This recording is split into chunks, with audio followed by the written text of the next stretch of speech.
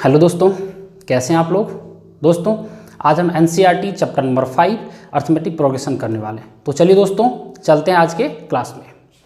दोस्तों आज का जो हमारा टॉपिक है वह अर्थमेटिक प्रोग्रेशन की बात कर रहा हूँ। अर्थमेटिक प्रोग्रेशन का एक डेफिनेशन दिया हुआ यहाँ पे कि arithmetic progression is a series of number such that difference is constant. मतलब वैसे नंबर का सीरीज जिनका डिफरेंस क्या आना चाहिए, आपको कांस्टेंट आना चाहिए। ठीक है, अब यहाँ पे एक चीज़ दिख रहा है आपको, एक नंबर ये टर्म दिख रहा है, सीरीज की बात कर रहा है। तो सीरीज किसको डिफाइन कर रहा है, फिर इसको आराम से समझना है। तो सीरीज आपसे कह रहा है कि is a set of number arranged in definite ratio की बात करें, अरेंज इन डेफिनेट ऑर्डर की बात करूँ। तो सीरीज की मैं अगर बात करूँ तो सीरीज क्या बोलता है, इज अ डेफिनेट की बात कर रहे हैं, is a definite number arranged in order की बात करो, डेफिनेट ऑर्डर की बात करो। ठीक है, sense is definite number arrange in order की बात करो, या डेफिनेट ऑर्डर की अगर भी बात कर सकते हो। समझ में आ रहा है आपको यहाँ पे ये। अब यहाँ से देखिए कि कह रहा है कि series is a definite number arrange in definite order की बात कर रहा था, या सेट ऑफ नंबर। अगर यहाँ पे अगर आपको डेफिनेट नहीं लिखना तो यहाँ बोल सकते हो सेट ऑफ नंबर की बात करो। ठीक है, सेट ऑफ नंबर्स भी आप लिख सकते हो, set of number arrange in definite order. यहाँ समझिए, अगर मैं इसको समझाने की अगर बिल्कुल इस एग्जाम्पल मैं लेता हूँ कि जैसे एक एग्जाम्पल लेता हूँ 100, 80, 60, ठीक है, 40, 20 डैश डैश चल रहा हूँ। तो देखिए ये एक ऐसा सीरीज आपके पास आ गया है कि देखो 100 के बाद क्या आ रहा है, 80 आ रहा है, 80 के बाद क्या आ रहा है, 60 आ रहा है, 60 के बाद क्या आ रहा है, 40 आ रहा है, फिर 40 के बाद हमारा 20 आ रहा है, या सॉरी 40 के बाद 20 आ रहा है, ऐसे ही चल रहा है सीरीज। तो यहाँ ध्यान से देखो कि ये क्या हो रहा है, डिक्रीजिंग ऑर्डर में जा रहा है। लेकिन देखो कि प्रीसीडिंग टर्म और सक्सीडिंग टर्म के बीच में डिफरेंस कितना है, 20 का डिफरेंस है। तो यहाँ आपको सिर्फ समझना है कि देखो ये 20 डिक्रीज होते जा रहे हैं। यहाँ से किया तो ये -20 हो गया, इधर से जब मैं जा रहा हूँ तो फिर -20 ये सीरीज में कम होता जा रहा है।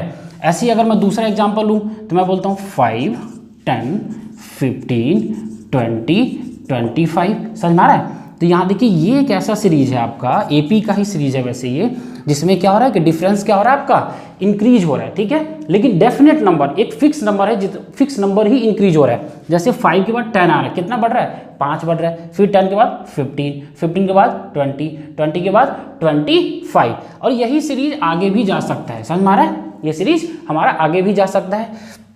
दूसरा अगर एक और एग्जाम्पल अगर आप ले लें तो आपके पास मैं लिखता हूँ 3 के बाद 9, 15 की बात कर रहा हूँ। ठीक है, ऐसे ही अगर आपके पास चले तो ये मैं बोलूँ इसको 21। तो ये सीरीज आप देखिए कि 3 के बाद 9 आ रहा है, कितने का डिफरेंस है, 6 का डिफरेंस है। फिर 9 के बाद क्या आ रहा है, 15 आ रहा है, कितने का डिफरेंस है, 6 का डिफरेंस है। फिर यहाँ पे 15 के बाद 21 आ रहा है, यहाँ पे कितने का डिफरेंस है, 6 का डिफरेंस है। मतलब 6 इंक्रीज हो रहा है। मतलब आपका क्या होगा कि ये जो सेट ऑफ नंबर्स आपको बोल रहा था अरेंज इन डेफिनेट ऑर्डर की बात कर रहा है, तो ये क्या होगा, या तो इंक्रीजिंग ऑर्डर में होगा या फिर डिक्रीजिंग ऑर्डर में होगा, लेकिन इनके बीच डिफरेंस हमेशा सेम रहेगा। ठीक है, अब यहाँ से एक चीज़ देखो कि आपके पास ये हमने देख लिया, अर्थमेटिक प्रोग्रेशन देख लिया, सीरीज देख लिया। अब आपको समझना क्या है कि सबसे पहले एक टर्म आता है फाइनाइट एपी की बात करूँ। ये एपी आपको पता चला क्या रहा, is a series of number such that difference is constant की बात हो, जिनका डिफरेंस क्या हो, कांस्टेंट। यहाँ देखो डिफरेंस कांस्टेंट था या नहीं था, 20 है भाई डिफरेंस, इनका डिफरेंस कितना है, 20 है या नहीं है। तो बस ये समझना है कि डिफरेंस क्या होना चाहिए, कांस्टेंट ही होना चाहिए।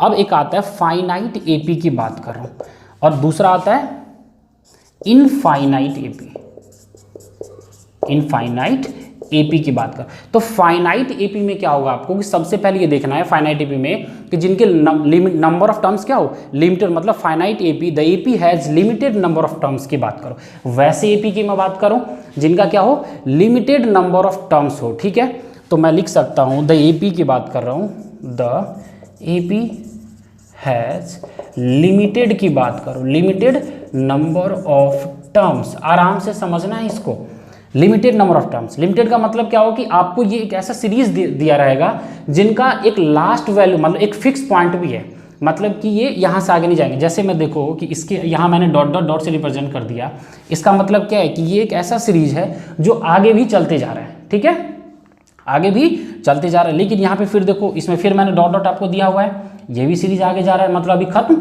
नहीं हुआ है। लेकिन यहाँ पे देखो कि 3, 9, 15, 21 को मैंने यहीं पे खत्म कर दिया, मतलब इसके आगे आपका कोई सीरीज नहीं है, तो ये क्या होगा, फाइनाइट की बात करो। The AP has limited number of terms, मतलब इस एपी में मुझे पता चल गया कितने टर्म्स है, 4 ही टर्म है, ठीक है। अब देखिए 4 टर्म है तो हमें पता चल गया। एग्जाम्पल मैं दूसरा ले लूँ ऐसे आपके पास कि मैं ऐसे लिखता हूँ कि 2 4 6 8 10, ये इस तरीके से आपका एक जा रहा है। तो देखिए 2 4 6 8 10 चला गया, और आपको पता चल गया ना कि भाई इसमें कितने टर्म्स है, 1 2 3 4 5, डन है। या फिर मैंने इसको डॉट डॉट से रिप्रेजेंट कर दिया और मैं बोल दिया यहाँ पे 40, तभी भी तो मैंने फिक्स कर दिया ना इसका टर्म। समझ में आ रहा है आपको कि मैंने लास्ट टर्म कितना आपका 40 है, तो इसमें फाइनाइट नंबर ऑफ टर्म्स हैं 40। अब हमें 40 देखेंगे बाद में कि कितने नंबर ऑफ टर्म्स पे, कितने नंबर ऑफ टर्म्स पे ये आता है, तो ये फाइनाइट हो गया। लेकिन जब मैं इनफाइनाइट की बात करूं तो द एपी हैज़, क्या बोल रहा था इसमें, लिमिटेड नंबर ऑफ टर्म्स, तो यहाँ पे क्या हुआ, सेम। तो यहाँ पे मैं बोल दूं कि द एपी हैज़ अनलिमिटेड की बात कर रहा है, अनलिमिटेड नंबर ऑफ टर्म्स की बात कर रहा है, मतलब इसमें क्या होंगे, अनलिमिटेड नंबर ऑफ टर्म्स होंगे, ठीक है। मतलब इसके टर्म्स हमें नहीं पता। एग्जाम्पल के लिए मैं बोल देता हूँ भाई कि जैसे आपके पास बोल 5 10 15 20 dash dash dash dash dash, मतलब यहाँ पे हमें लास्ट टर्म जो है इस एपी का नहीं पता। और जब लास्ट टर्म आपको कोई किसी भी सीरीज का नहीं पता हो तो क्या होगा, इनफाइनाइट होगा वो, ठीक है। तो यही हमारा क्या है, AP has unlimited number of terms, मतलब इसमें हमें पता ही नहीं कि कितने नंबर ऑफ टर्म्स है। तो ये आपको उसको आराम से समझना है, ठीक है।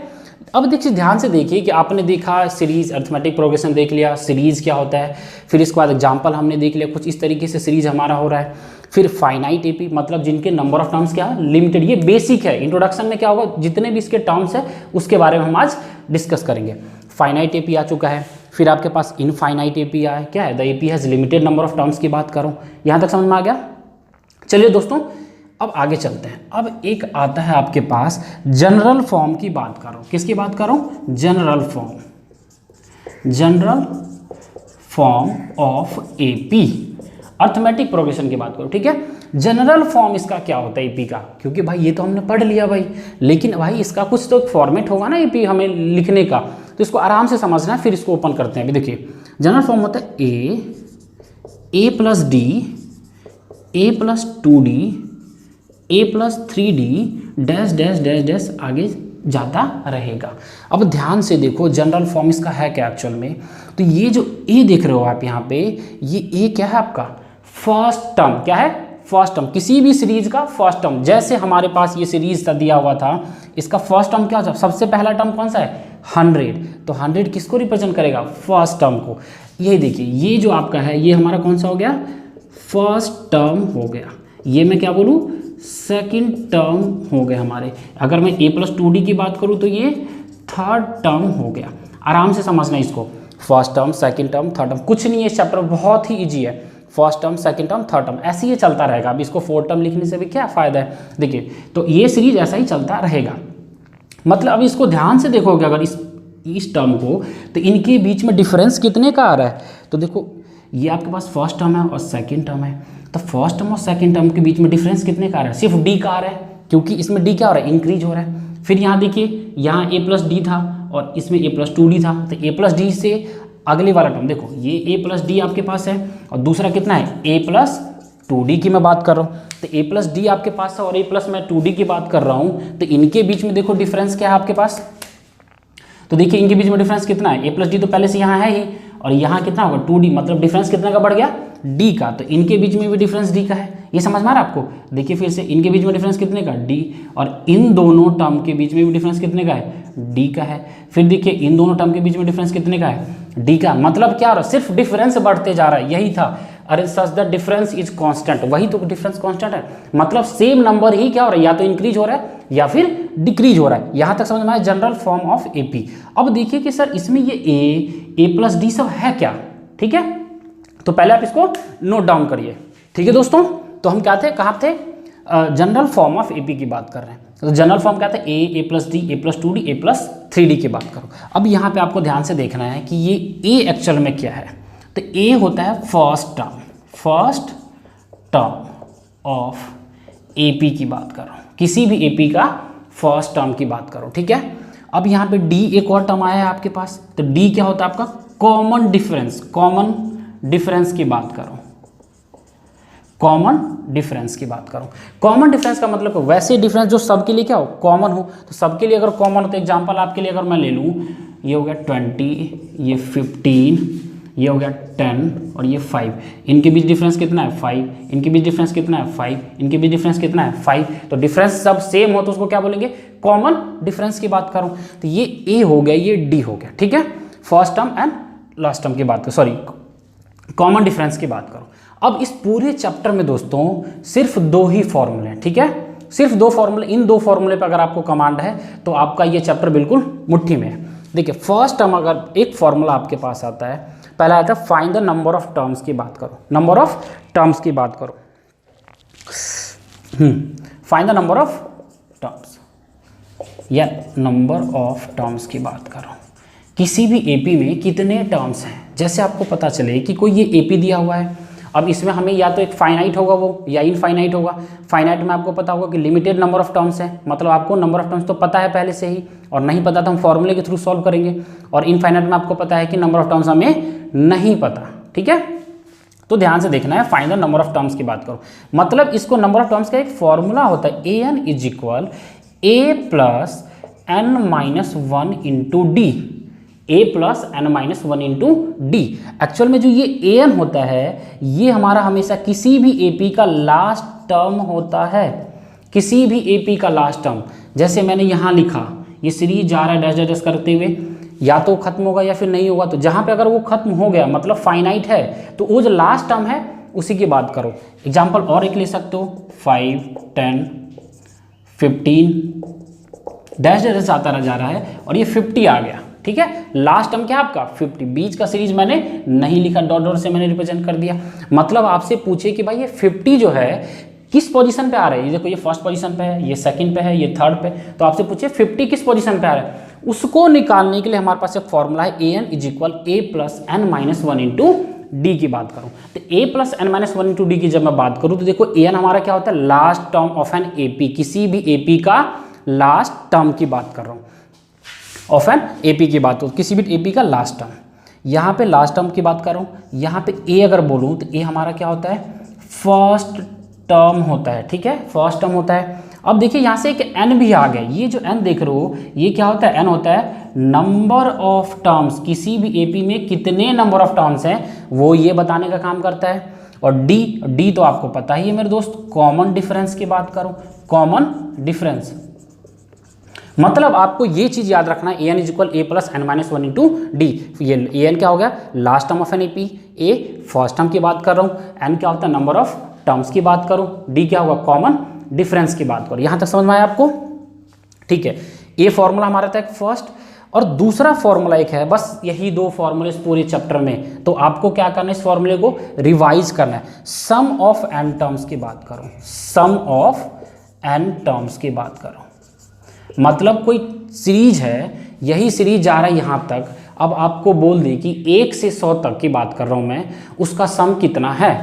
जैसे मैं बोल दूँ कि एपी क्या था 1 2 3 डैश डैश जा रहा है, और बोल दे कि भाई इसका सम कितना है, तो आप क्या पेंसिल पेन पे लिखोगे 1 2 3 4 नहीं ना, तो सीधा उसके लिए फॉर्मूला बनाया हुआ है। तो सम ऑफ एन टर्म्स की जब मैं बात कर रहा हूँ तो उसमें क्या होता है, एस एन की बात कर, एस एन इज इक्वल क्या होता है, N by 2 into 2a plus N minus 1 into D.